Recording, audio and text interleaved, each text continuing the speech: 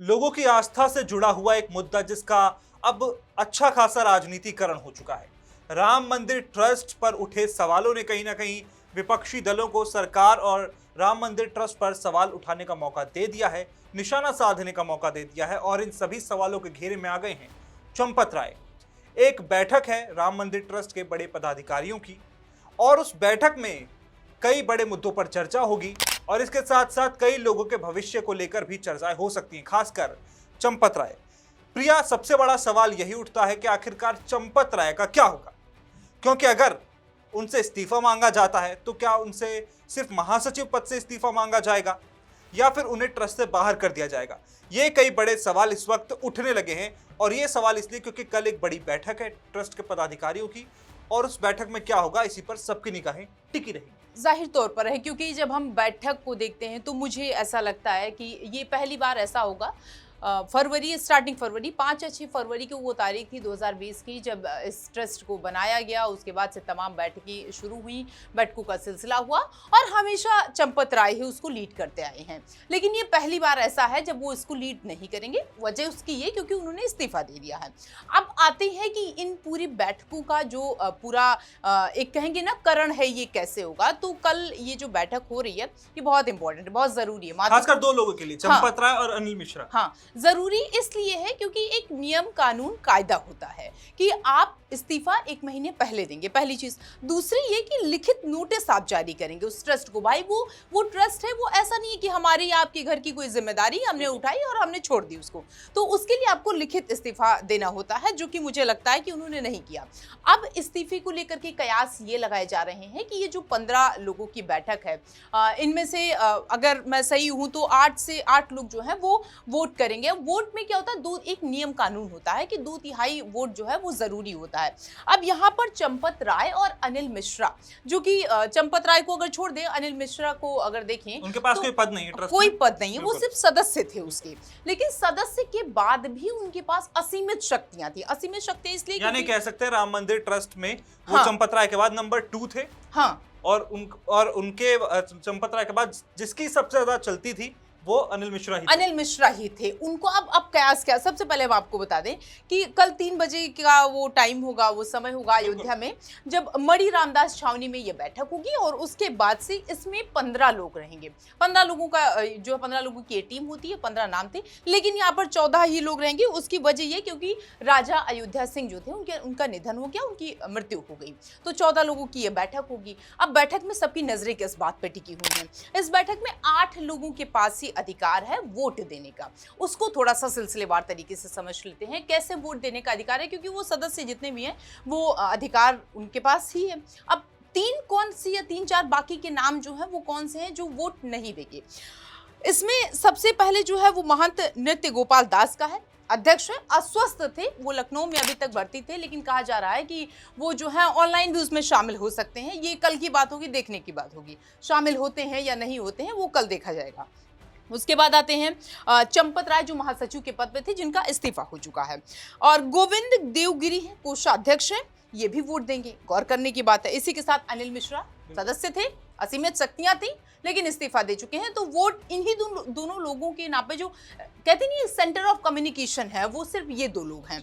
5 ऐसे पॉइंट्स हैं, 5 ऐसे एजेंडे हैं जिनको लेकर के चर्चा की बात कही जा रही है होंगे।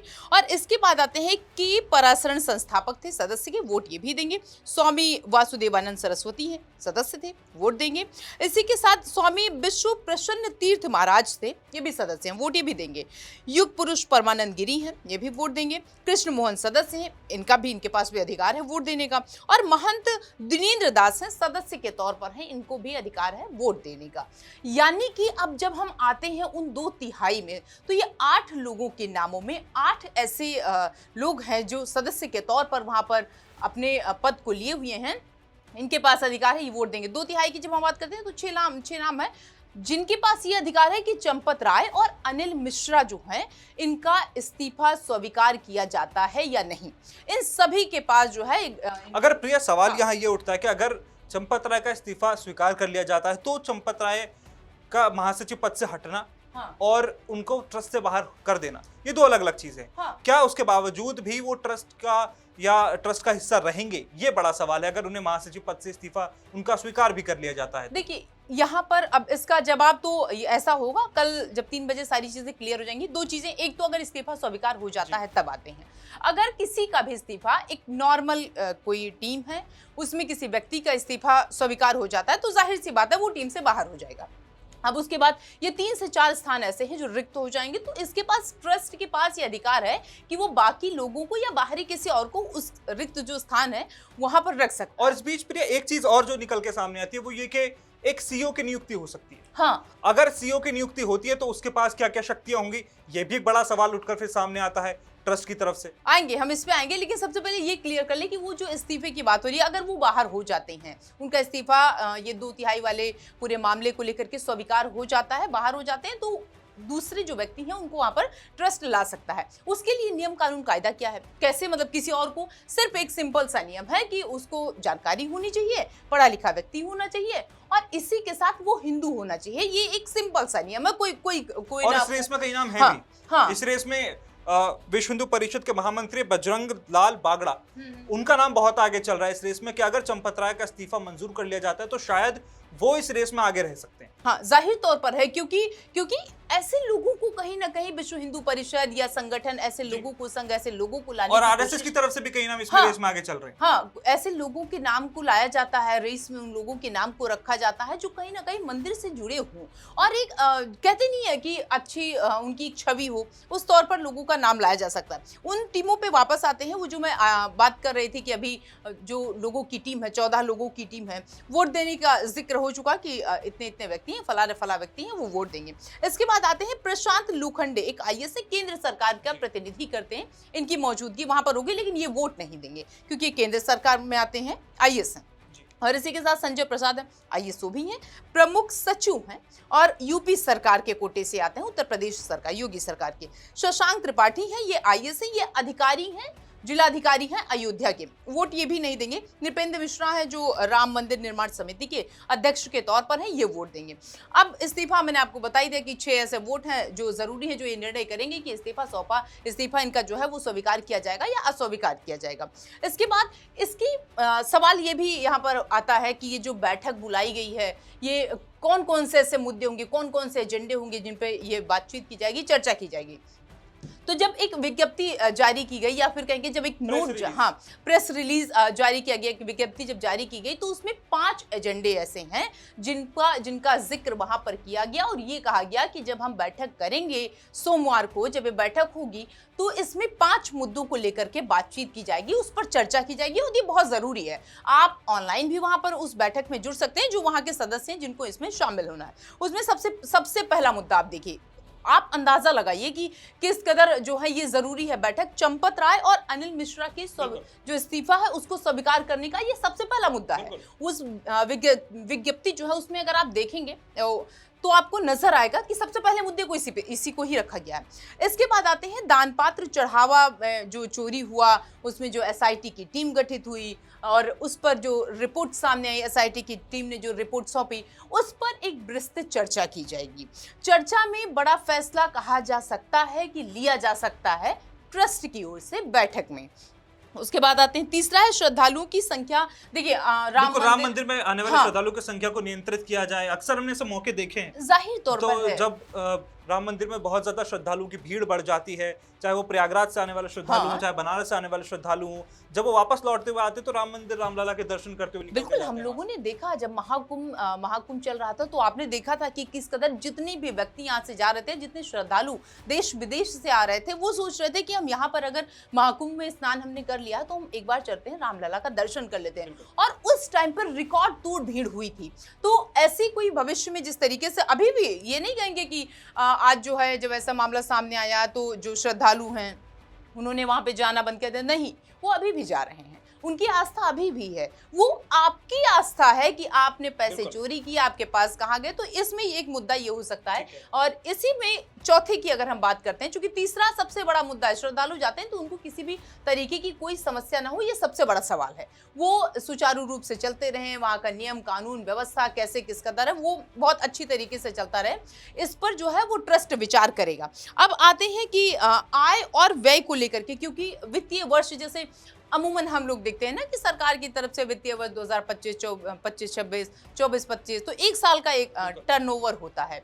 ऐसे ही वहां पर भी 25 और 26 का जो आय और व्यय है उसका भी लेखा जोखा रखा यानी जाएगा। कितना कमाया गया, कितना खर्च किया हाँ। गया, उतना कितना मतलब कितना दान में आया और कितने कहाँ खर्च किया गया, उसका लेखा जोखा बिल्कुल लिया जाएगा। ये लेखा जोखा जरूरी क्यों है? क्योंकि कितने जो श्रद्धालु जाते हैं वो अपनी जिसकी जितनी आस्था होती है वो पैसा भगवान के चढ़ावे में चढ़ाता है, अपनी श्रद्धा वहां पर रखते हैं।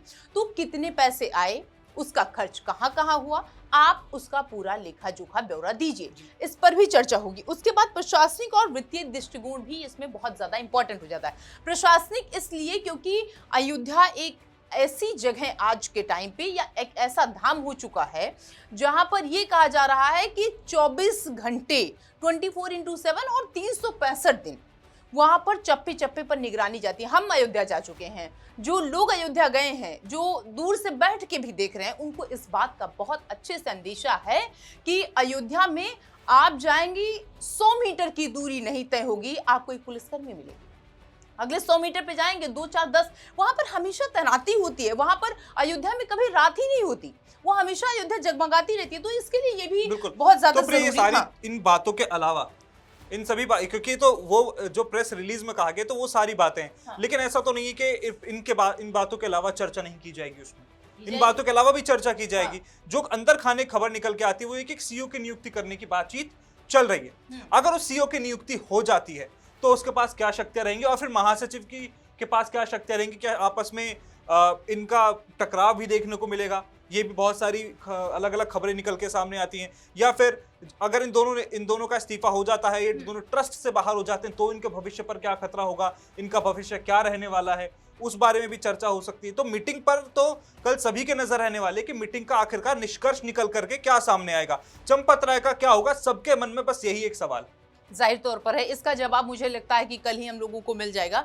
अब हम आते हैं आपके उस सवाल पर कि अगर सीईओ की नियुक्ति हो जाती है तो फिर बाकी की जो ट्रस्ट के लोग हैं या फिर जो खुद को अध्यक्ष के तौर पर जिनको स्थापित किया गया है, जिनको वो पद दिया गया है, उनका क्या होगा? इसका जवाब सीधा सीधा ये है कि अगर सीईओ की नियुक्ति हो जाती है तो प्रशासनिक स्तर से जितने भी जुड़े हुए वहां पर अधिकार होंगे वो सब कुछ तुरंत शिफ्ट हो जाएंगे, जो भी पावर ऑफ शिफ्ट देखने को मिल सकता है। शिफ्टिंग और जो पावर है वो पूरा सब कुछ शिफ्ट हो जाएगा। अब शिफ्ट क्यों हो जाएगा? क्योंकि वो सीईओ है। अब सारी चीजें जो भी निगरानी होगी, जो भी देखरेख होगी, कोई नियम कानून कायदा लाया जाएगा, वो व्यक्ति जो है आधिकारिक तौर पर वो ऐलान करेगा। मैं ये नहीं कह रही हूँ कि कोई उसके पीछे कोई और बैठा रहेगा, नहीं, सब कुछ सारी पावर। लेकिन एक चीज यहाँ है ना कि चंपत राय ने कहा कि मैं अपने ऊपर दाग लेके नहीं जाऊंगा।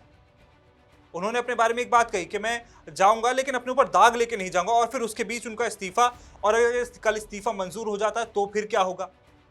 जाहिर तौर पर है, क्योंकि मैंने जैसे पहले कहा, अगर इस्तीफा मंजूर हो जाता है उनका तो फिर वो बाहर हो जाएंगे। आप एक उदाहरण के तौर पर ले लीजिए। पद से बाहर हो गए, बिल्कुल पद इस्तीफा का मतलब यही होता है कि अगर लेकिन ट्रस्ट से बाहर होंगे। हाँ, नहीं, ये भी एक बड़ा सवाल है। ये एक बड़ा सवाल है और ये रहेगा, क्योंकि इस्तीफे पे आते हैं, थोड़ा सा रुकते हैं। इस्तीफे की बात जब हम करते हैं तो मुझे लगता है कि किसी को अगर कोई भी डेजिग्नेशन दी गई है, उदाहरण के तौर पर मान लेते हैं कि घर का कोई मालिक है, अगर वो कह रहा है कि नहीं भाई हम इस पद से इस्तीफा दे रहे हैं, हम मालिक के तौर पर प्रमुखता से नहीं रहेंगे, तो वो सिर्फ और सिर्फ उस से बाहर होगा, उस इस्तीफे उस पद से बाहर होगा। ये कह देने के बाद उसकी जो जिम्मेदारी होगी वो उस वहां से चली जाएगी। इसका मतलब ये बिल्कुल भी नहीं कि वो परिवार से बाहर निकल जाएगा। हालांकि जो एक बड़ा नाम है इस दौड़ में कि अगर उन्हें महासचिव पद से हटाया जाता है, उनका इस्तीफा स्वीकार कर लिया जाता है, तो विश्व हिंदू परिषद से महामंत्री बजरंग लाल बागड़ा, उनका नाम काफी रेस में आ गया। इसके अलावा एक नाम निकल करके सामने नहीं आया, लेकिन एक अंदर खाने खबर यह भी है कि आरएसएस की तरफ से भी एक